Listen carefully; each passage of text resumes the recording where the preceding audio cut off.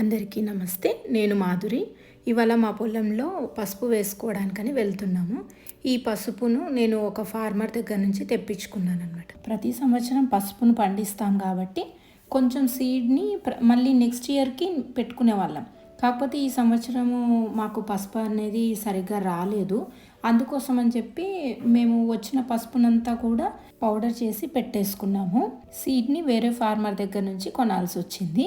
తన దగ్గర లకాడాంగ్ వెరైటీ అని చెప్పేసి మేఘాలయలో ఎక్కువగా పండిస్తుంటారు. ఆ పసుపు కూడా తీసుకున్నాము.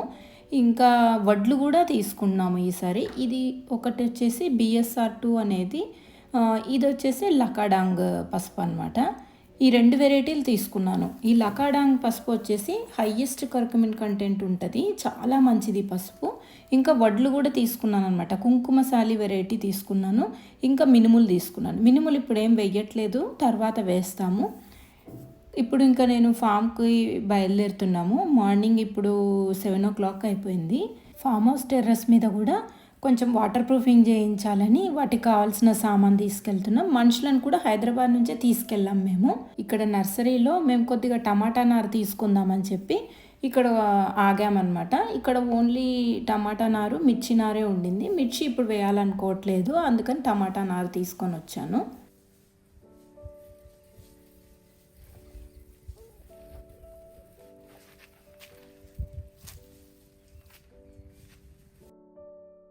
ఇంటికి రాగానే అసలు ఈ పువ్వులు అందంగా కనిపించినాయి, అందుకే వీడియో తీశాను. ఎంత బాగున్నాయి కదా.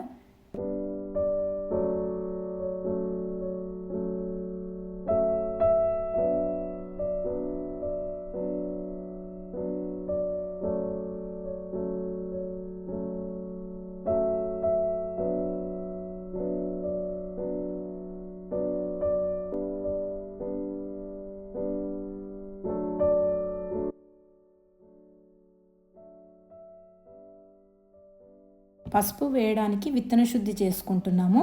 ఒక డబ్బా ఆవు మూత్రం తీసుకుంటే 5 డబ్బాలు వాటర్ తీసుకుంటున్నాం. ఏదైనా మీరు 1 లీటర్ బాటిల్తో మెజర్ చేసుకుంటే 1:5 రేషియోలో కలుపుకోవాలి. కాకపోతే దీంట్లో కొంచెం సున్నం వేసుకోవాలి, కానీ మాకు తెలియలేదు సున్నం వేసుకోవాలి అని. మేము ఎప్పుడు బీజామృతంతో చేసుకునే వాళ్ళం, కానీ ఇంకా బీజామృతం చేయడానికి టైం లేదని చెప్పి ఇట్లా చేసుకున్నాం అనమాట. ఈసారి 1:5 రేషియోలో ఆవు మూత్రము, వాటర్ 2 కలిపేసి వాడుకున్నాము. దీన్ని పసుపు అనేది, పసుపు కొమ్ములు పెద్దగా ఉన్నాయి కదా, మేము చిన్న చిన్నగా 2గా విడిచి పెడుతున్నాం ఈసారి. ఎక్కువ ఎందుకు తీసుకోవడం అని చెప్పి నేను మొత్తం BSR2 5 kgs, లకాడాంగ్ వెరైటీ 5 kgs 2 కలిపి 10 kgs తీసుకున్నాను. దాన్ని మళ్ళీ ముక్కలు చేసుకొని వాడుకుంటున్నాము. చిన్న చిన్నగా ఉన్నదైతే యాజ్ ఇట్ ఈస్గా అట్లానే ఆవుమూత్రంలో నానబెట్టుకుంటున్నాము.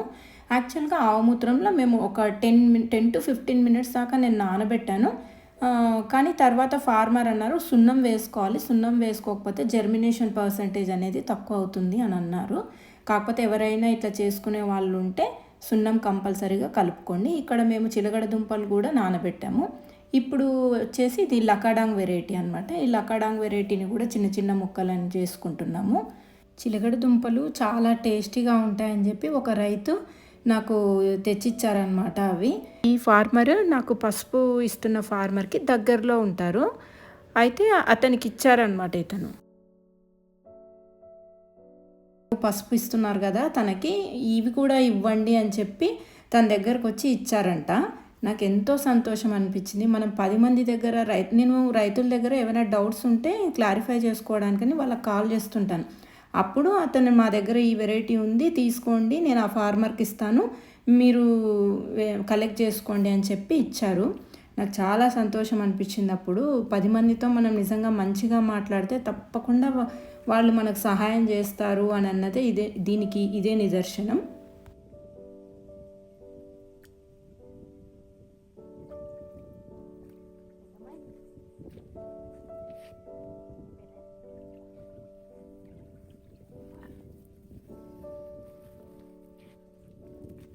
తనేమో శ్రీనివాస్ వాళ్ళ నాన్న. తను కూడా బాగా హెల్ప్ చేస్తారు. ఏవైనా మనకి సలహాలు ఇవ్వాలన్నా, ఇట్లా పంట ఎట్లా వేయాలి ఏంటి అని అన్నది కూడా చెప్తూ ఉంటారు. ఇంకా నేను శ్రీనివాస్ కొన్ని బద్దకించినా కూడా తను వచ్చి ఇట్లా కాదు అట్లా చేయండి అని చెప్తుంటారు. వీళ్ళ అందరి సహాయం ఉండబట్టే ఇక్కడ నేను వ్యవసాయం చేయగలుగుతున్నా. మనం ఒక్కళ్ళమే ఏది చేయలేము. కొంచెం ఇలాంటి ఇప్పటికీ ఇంకా ఇట్లాంటి కొంతమంది మంచి వాళ్ళు సహాయం చేయబట్టే మనం చేయగలుగుతున్నాం.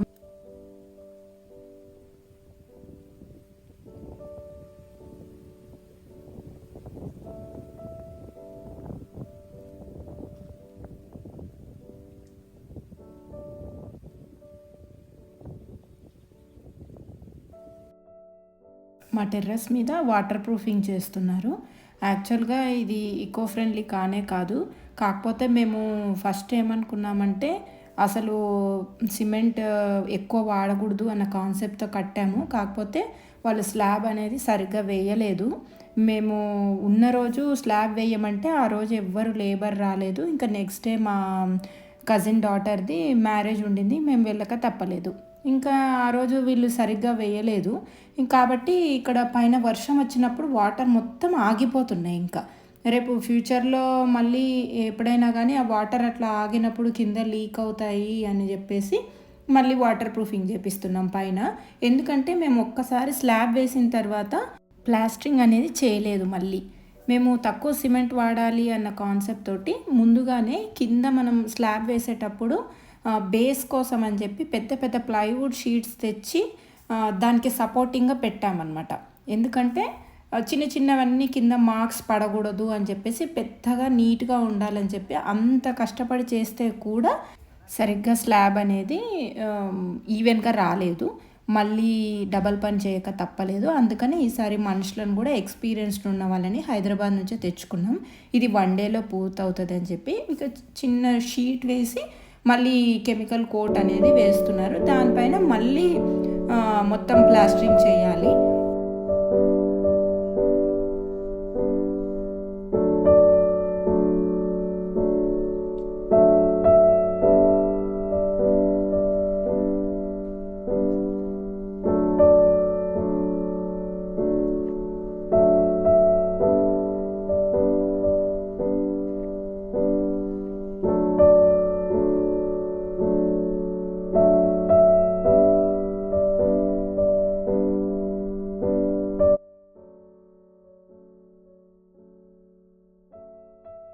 లాస్ట్ వీక్ వచ్చినప్పుడు ముద్దమందారం వేసుకున్నాం కదా, ఇక్కడ వెనకాల నార్త్ సైడ్ కందకాలతో ఇచ్చిన దాంట్లోనే శ్రీనివాస్ వేశాడు అని చూపించాను కదా.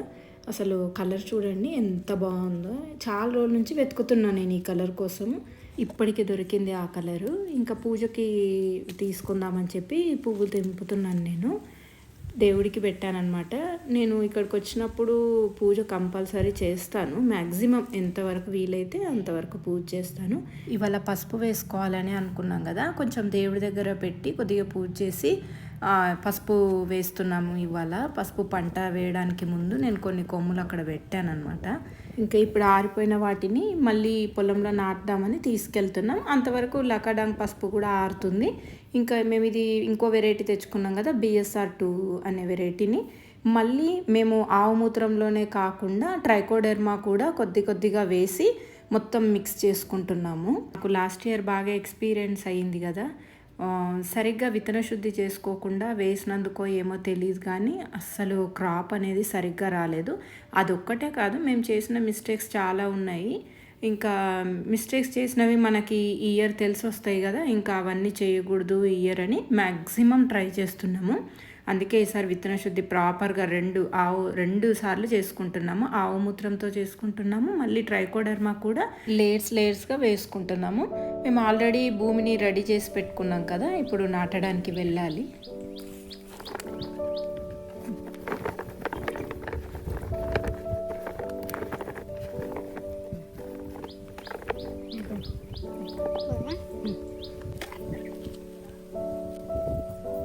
ఇది మేము వేయడానికంటే ముందు ఒక 2 రోజుల ముందు వీడియో అన్నమాట. శ్రీనివాస్ నాకు తీసి పంపించాడు ఈ వీడియోని.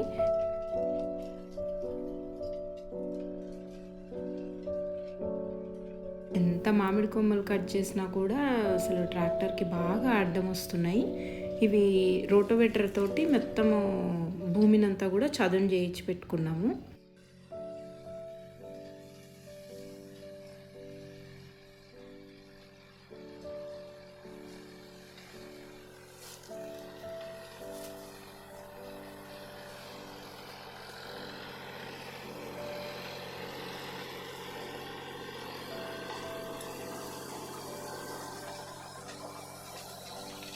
ఎక్కువగా రాళ్ళు ఉన్నాయన్నమాట. చిన్న చిన్న గులకరాళ్ళ మాదిరి ఉన్నాయి. అందుకోసమే వాటికి తగిలి బాగా సౌండ్ కూడా వస్తుండింది. మేము వేసేటప్పుడు కూడా, పసుపు వేసేటప్పుడు కూడా చేతులు నెక్స్ట్ డే చూసుకుంటే మొత్తం స్కిన్లో వేసిపోయింది మాకు వేసిన తర్వాత. చాలా రాళ్ళు ఉన్నాయన్నమాట, చిన్న చిన్న రాళ్ళు. అందుకే బాగా నొప్పులు వచ్చినాయి నెక్స్ట్ డేకి మాకు చేతులు కూడా వేసిన తర్వాత.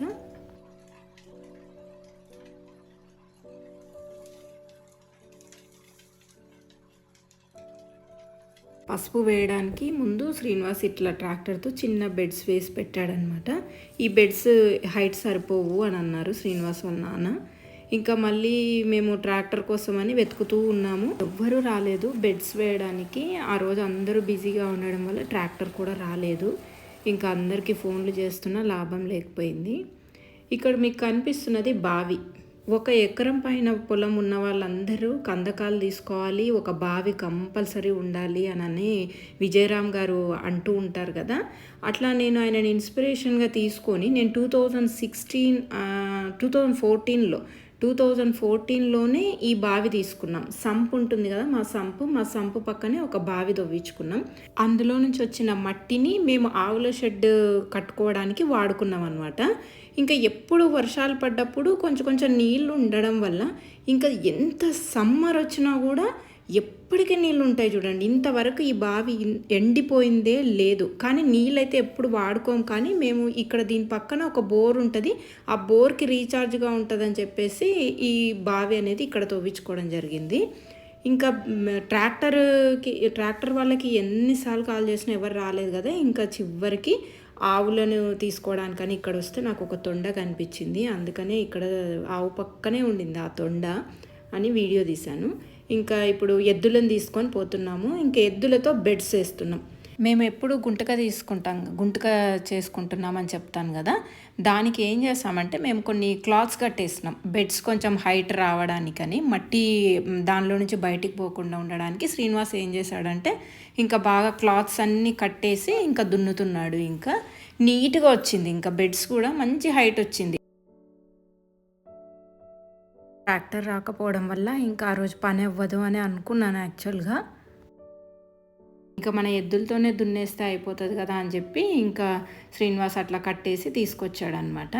వాటికి ఇంకా ఎక్స్పీరియన్స్ లేదు కదా, కంపల్సరీ ఒక మనిషి ముందు ఉండాలన్నమాట. శ్రీనివాస్ వాళ్ళ నాన్న ముందుంటే శ్రీనివాస్ వెనకాల దున్నుకుంటూ వస్తున్నాడు. ఇంకా వాటికి కరెక్ట్గా లైన్ బై లైన్ ఇట్లా రావాలి అన్నది అంత ఎక్స్పీరియన్స్ లేదు. ఇప్పుడిప్పుడే నేర్చుకుంటున్నాయి కదా, అందుకోసమని ఒక మనిషి కంపల్సరీ ముందు ఉండాల్సి వచ్చింది. వాళ్ళు అక్కడ ఇంకో లైన్లో రెడీ చేస్తుంటే నేను ఇక్కడ పసుపు పెట్టుకుంటూ వెళ్ళడం స్టార్ట్ చేసేసిన. అసలు బాగా రాళ్ళు ఉన్నాయి. ఒకటి మేము ఎప్పుడో పొలము తీసుకున్నప్పుడు నల్లమట్టి వేయించామన్నమాట. నల్లమట్టి అంటే మన చెరువులు తవ్విన తర్వాత వస్తుంది కదా మట్టి, ఆ బంక మట్టిని వేయించామన్నమాట. ఆ మట్టి బాగా గట్టిగా పెడ్డలుగా ఉంది కదా, అసలు వేయడానికి కూడా బాగా కష్టం అనిపించింది ఇక్కడ పసుపు. మళ్ళీ కింది లైన్లో మంచిగా ఉండింది భూమి. చూద్దాం ఎట్లా వస్తుందో ఏమో పసుపు. ఇంతవరకు అయితే ఇక్కడ ఏ పంట వేయలేదు ఇప్పటి వరకు. పొలం కొన్నప్పటి నుంచి ఇప్పటి వరకు ఇటుపక్క మేము ఎప్పుడు పొలము హాఫ్గా డివైడ్ చేసుకొని అటుపక్కే పొలం వేసుకున్నాం. కానీ ఏవైనా వేరుశనగ అవ్వనివ్వండి, పసుపు, తర్వాత కంది, ఇలా జొన్నలు, రకరకాల పంటలు వేసినాం. కానీ ఇక్కడ మాత్రం ఏమీ లేదు. ఒకసారి మీకు మట్టి చూస్తేనే తెలిసిపోతుంటుంది చూడండి, మట్టి పెడ్డలుగా ఎట్లా ఉందో. అది బాగా చేతులు కూడా మాకు స్కిన్ లేసిపోయింది పెట్టడానికి తర్వాత చూసుకుంటే.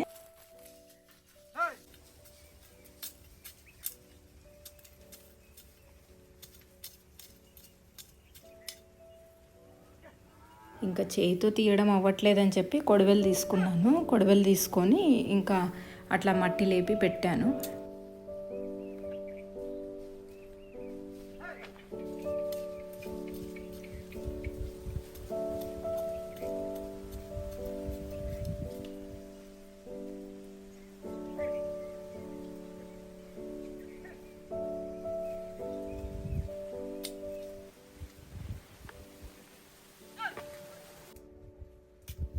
మళ్ళీ వేరే తెచ్చుకున్నాను. ఈ ఇన్స్ట్రుమెంట్ బాగుంది యాక్చువల్గా. ఇట్లా ఇది నాకు వేరే వాళ్ళు గిఫ్ట్ ఇచ్చారనమాట. ఒక అతను మా ఫామ్ హౌస్కి మా రిలేటివ్స్ అవుతారు వాళ్ళు. ఒకసారి మా ఫామ్ హౌస్కి వచ్చారు. నేను ఇట్లా వ్యవసాయం పనులు అవన్నీ చేస్తుంటాను అని చూసి వాళ్ళకి బాగా నచ్చి వాళ్ళకు కూడా పొలాలు ఉన్నాయన్నమాట. వాళ్ళు అనంతపూర్లో ఉంటారు. వాళ్ళ సైడ్ ఇలా కలుపు తీయడానికి ఈ ఇన్స్ట్రుమెంట్ వాడతారంట. వాళ్ళు ఇలా ఉంటుంది అని చెప్పి నాకు గిఫ్ట్ కింద వాళ్ళు 4 ఏమో ఇచ్చారు ఇలాంటివి. దీంతో వేసి చూద్దామని చెప్పేసి దీంతో ట్రై చేస్తే ఇది చాలా ఈజీగా ఉండింది. ఒక్కసారి ఒక హ్యాండ్తో ఇట్లా అనుకుంటూ ఒక హ్యాండ్తో పెట్టుకుంటూ పోవడం చాలా ఈజీగా అనిపించింది. పని కూడా ఫాస్ట్గా అయిపోయింది దీంతో మాత్రం.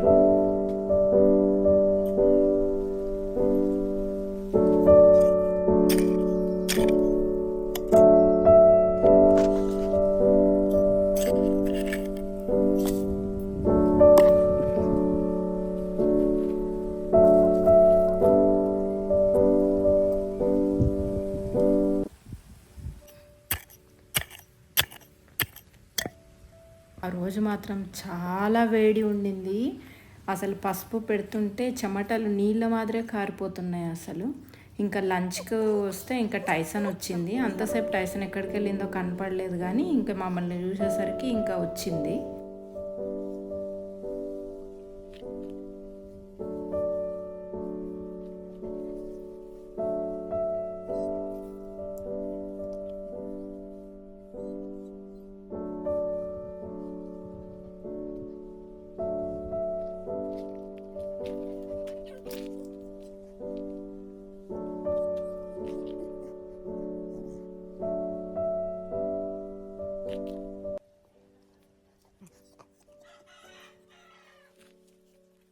ఇంట్లోకి ఎలుకలు రావడం స్టార్ట్ అయిపోయినాయి. అసలు ఎట్నుంచి వస్తున్నాయో మాకు తెలియట్లేదు. ఎప్పుడో మ్యాంగో పెట్టినట్టున్నాం. అవన్నీ చూడండి ఎట్లా చేసిందో. లాస్ట్ వీక్ వచ్చినప్పుడు కందకాలతో ఇచ్చాము అని చెప్పాను కదా, అప్పుడు నెక్స్ట్ 2 days తర్వాత బోర్ వేయడానికి వచ్చారు. ఒక్క చుక్క నీళ్ళు పడలేదు బోర్ వేస్తే. ఇంకా నాకు ఇంకో చోట బోర్ వేయాలని అనిపించలేదు. ఇంకా మాకు ఆల్రెడీ పాత పొలంలో ఉండే బోర్కే అటాచ్ చేసి అక్కడ పొలంలో కూడా నీళ్ళు వాడుకుందామని చెప్పి ఇక్కడ నుంచి ఇట్లా గుంత తవ్విచ్చానమాట. మా పొలంలో నుంచి ఆ పొలం వరకు గుంత తవ్విచ్చాను. జేసీబీతో తవ్విచ్చాను. మొత్తం 10 hours నడిచింది అక్కడ నుంచి ఇక్కడి వరకు గుంత తీయడానికి. మొత్తం మాకు అయిన ఖర్చు ఓన్లీ గుంతల కోసమే మేము 13,000 ఇచ్చాం చూడండి. ఆ గుంత తీయడానికి మొత్తం మళ్ళీ క్లోజ్ చేయడానికే 13,000 రూపీస్ అయింది. మళ్ళీ మేము ఆ లోపల పైప్ లైన్ వేసుకున్నాం కదా, అవి కూడా మళ్ళీ పీవీసీ పైపులు కాకుండా రోల్ చేసిన పైప్స్ని తీసుకొచ్చాం. ఆ పైప్ వచ్చేసి 14,300 రూపీస్ ఏమో ఆ పైప్ పడింది. ఇదేమండి ఇలా రోల్ చేసిన పైపు. ఇది తీయడానికి వాళ్ళకి సరిగ్గా రాక ఇట్లా ఫోల్డ్ పడిపోయింది. మధ్య మధ్యలో మీకు ఇక్కడ కనిపిస్తుంటుంది ఫోల్డ్ పడిపోయింది. ఇట్లా ఫోల్డ్ పడిపోవడం వల్ల ఏమైందంటే అక్కడికి అది బ్రేక్ అయింది. ఇంకా మళ్ళీ దానికోసం అని చెప్పి అవి కటింగ్ చేసి పక్కకు పడేసాం. అవి పనికి రావని చెప్పి మళ్ళీ లెన్స్ పైకి రావడం కోసం అని చెప్పి మళ్ళీ యూపీవీసీ పైప్స్ తీసుకొచ్చామన్నమాట. వాటర్ పైకి రావాలి కదా లోపల నుంచి, ఆ దానికోసం అని చెప్పి ఆ పైప్స్కైనా ఖర్చు వచ్చేసి 5,800 రూపీస్ ఏమో ఖర్చు అయ్యింది. ఇంకా మొత్తం మళ్ళీ ఆ రోజు పైన వాటర్ ప్రూఫింగ్ చేశారు కదా, ఆ వాటర్ ప్రూఫింగ్ చేసే వాళ్ళ పని అయిపోయిన తర్వాత వాళ్ళు కూడా హెల్ప్ చేశారు శ్రీనివాస్కి. శ్రీనివాస్ ఒక్కడు చేసుకోలేడని చెప్పి నేను వాళ్ళని కొద్దిగా హెల్ప్ చేయమంటే చేశారు. నిజంగా కొంతమంది మాత్రం బాగా హెల్ప్ చేస్తారు, కొంతమంది మాత్రం అస్సలు ఊరికైనా కూర్చుంటారు కానీ పని మాత్రం చెయ్యరు. ఇంకా పాపం వీళ్ళు కూడా బాగా హెల్ప్ చేస్తారు ఆ రోజు. ఇంకా శ్రీనివాస్ కింద ఉన్నాడు, శ్రీనివాస్ ఇంకొక అబ్బాయి కింద ఉన్నారు. వాళ్ళు జాయింట్స్ అన్నీ కనెక్ట్ చేసుకుంటున్నారు. పైన ఇతను కట్ చేసి ఇచ్చాడు. వాటర్ ప్రూఫింగ్ పని అంతా మా హస్బెండ్ చూసుకున్నారు. తను పైన నిల్చొని నేను ఇంకా పసుపు పెట్టుకుంటున్నాను అనమాట. నేను శ్రీనివాస్ వాళ్ళ నాన్న అందరం. ఇంకా వీళ్ళ పని అయిపోయాక కూడా వీళ్ళు కూడా హెల్ప్ చేశారు. ఇంకా ఆ రోజు మాత్రం ఫుల్ ఫ్లెడ్జ్డ్గా పని మాత్రం సక్సెస్ఫుల్గా కంప్లీట్ అయిపోయింది. మొత్తం పైప్ లైన్ వేసుకోవడానికైనా ఖర్చు ఆల్మోస్ట్ 35,000 దాకా అయ్యింది. ఇంకా నాకు బోర్ వేయాలని అనిపించలేదు. మళ్ళీ అక్కడికే మేము బోర్ పాయింట్ చూపించే వేయించుకున్నాం. అయినా కూడా చుక్క కూడా నీళ్ళు రాలేదు. వాళ్ళు బాగానే పడతాయి ఇక్కడ నీళ్ళు 1.5 inch 2 inches మధ్యలో పడతాయి అన్నారు, కానీ ఏమీ రాలేదు. నాకు బోర్ వేయించాలని అనిపించలేదు. నాకు అసలు బాధ అనిపించింది. ఇంకా అంత లోపలికి నీళ్ళు వేస్తే కూడా రాలేదా, ఇంకా ఊరికే ఎందుకు అని చెప్పి ఇంకా అదే పైప్ లైనే మొత్తం అక్కడి నుంచి ఆ వాటరే వాడుకుందామని చెప్పి దానికోసమని ఇంత ఖర్చు పెట్టాల్సి వచ్చింది. మళ్ళీ కావాలి అనుకుంటే అంతగా నీళ్ళు తక్కువ అవుతాయి అని అన్న రోజు మళ్ళీ చూద్దాంలే అంతవరకు, మళ్ళీ ఇంకో బోర్ వేసినా కూడా దాంట్లో నీళ్ళు వస్తాయన్నది కూడా మనకు తెలీదు. మేము లాస్ట్ వీక్ వచ్చినప్పుడు మీకు లాస్ట్ వీడియోలో చూపించాను కదా, జొన్నలు కందులు వేసుకున్నామని. జొన్నలు కూడా మంచిగా మొలకలు వచ్చినాయి చూడండి. కందులు కూడా బాగా వచ్చినాయి. ఇంకా మేమేం చేసామంటే ఆ బోర్ వేయించుకోవడానికన్నా ముందే ఈ సీడ్ వేసుకున్నాము. ఆ బోర్ వేయడానికి అని చెప్పి వచ్చినప్పుడు చాలా మటుకు తొక్కేసినాయి. అయినా కూడా బాగా వచ్చినాయి అసలు కందులు కూడా.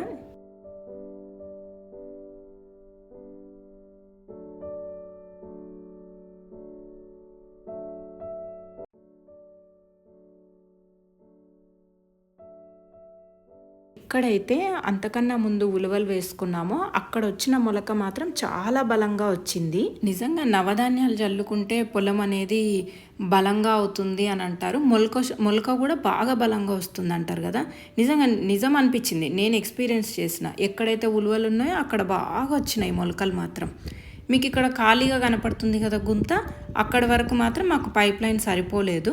ఎందుకంటే వాళ్ళు పైపు అది విప్పేటప్పుడు, అది ఓపెన్ చేసేటప్పుడు ఎక్కడైతే అక్కడ ఫోల్డింగ్ పడిందో అక్కడ కట్ చేసాం కదా, మళ్ళీ జాయింట్స్ చేస్తే వాటర్ లోపల లీక్ అయిపోతుంది. ఒకసారి మట్టి క్లోజ్ చేసిన తర్వాత ఎక్కడైనా లీక్ అయితే మనకు తీయడం మళ్ళీ కష్టమైపోతుందని చెప్పి జాయింట్స్ వేసుకోలేదు. మళ్ళీ కొత్త పైప్ తెచ్చుకొని వేసుకోవాలి. ఇక్కడ ఇంతకుముందు జీలుగా అవన్నీ నవధాన్యాలు జల్లుకున్నాం కదా, బాగా మొలకలు వచ్చినాయి. రోటోవేటర్తో దున్నించి ఇంకా వడ్లు వేసుకుంటాం అప్పుడు. అందుకనే ఇట్లా పొలాన్ని మొత్తం నవధాన్యాలతో రెడీ చేసుకున్నాం. అవి కూడా బాగా మొలుస్తున్నాయి. ఇంకా మొత్తం ఈ పని అంతా అయిపోయేసరికి ఈవినింగ్ 6 o'clock అయింది చూడండి. ఇప్పుడు ఆవులు కూడా మా పక్క పొలంలో ఎవరు పొలం వేసుకోరు. అక్కడ మొత్తం పచ్చిగడ్డి ఉంటుంది కదా, ఫ్రీగా వదిలేస్తాం. మంచిగా అవి వాటంతకు అవి స్వేచ్ఛగా తిరుగుతూ మంచిగా గడ్డి మేస్తున్నాయి. వాటిని కూడా 6 తర్వాత 5:30 6 తర్వాత మేము ఇక్కడ పని చేసుకుంటుంటాం కదా, అవి కూడా మంచిగా పచ్చని గడ్డిని అవి కూడా మేసుకుంటూ ఉంటాయి. ఇప్పుడు వాటిని కూడా 6 తర్వాత మళ్ళీ షెడ్లో కట్టేయడానికి తీసుకెళ్ళాలి. మళ్ళీ నా నెక్స్ట్ వీడియోలో కలుద్దాం. అంతవరకు సెలవు.